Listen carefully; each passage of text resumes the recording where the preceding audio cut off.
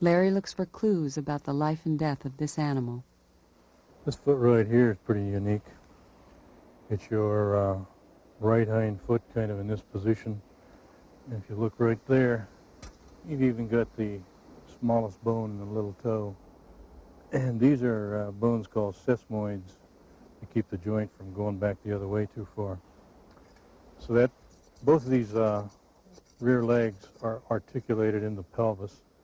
You can actually see the head of the femur going into the pelvis there.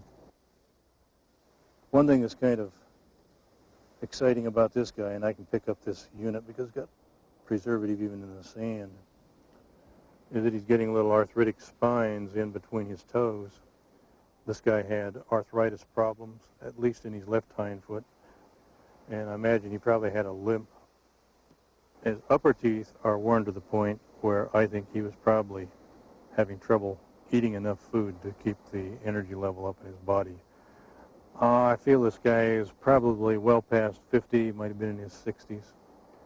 And I won't know that until we can see the teeth, and we won't know that until we won't do that until we actually disarticulate it in the laboratory.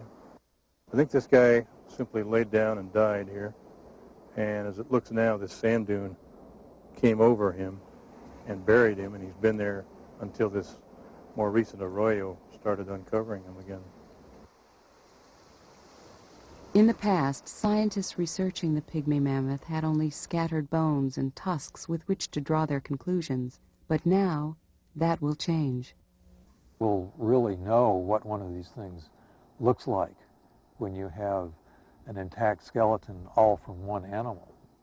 Let's say you're studying cars, Model Ts, and you've never seen a complete Model T. You've got a hood from 1923 and a fender from 1925 and a door from some other year. And you have a good idea of what the car looks like because you know cars, but you've never seen a complete Model T, and all of a sudden you walk around the corner and there one is.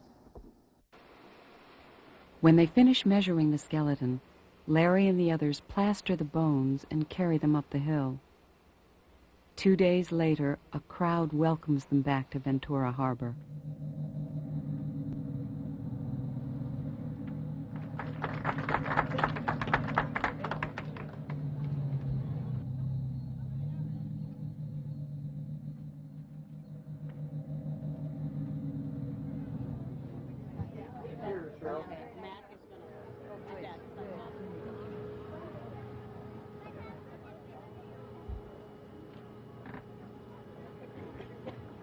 In the end, a whole new world of research has just opened.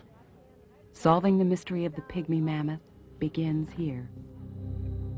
I think finding this skeleton will act as a catalyst to bring Larry Agenbrod and Louise Roth and I together, along with Don Morris, to more fully evaluate the history of the mammoth on the island. Each of us has a different area or discipline that we can contribute to understanding the evolution of these creatures on this particular island. It's important to know, whether these mammoths died off naturally or whether they were killed off by the first human populations to arrive here. The question is, what kind of effect does man have on his environment when he reaches a new, pristine, uninhabited area? There may have been a very brief time period when humans and mammoths coexisted, and humans ultimately possibly bearing responsibility for their demise.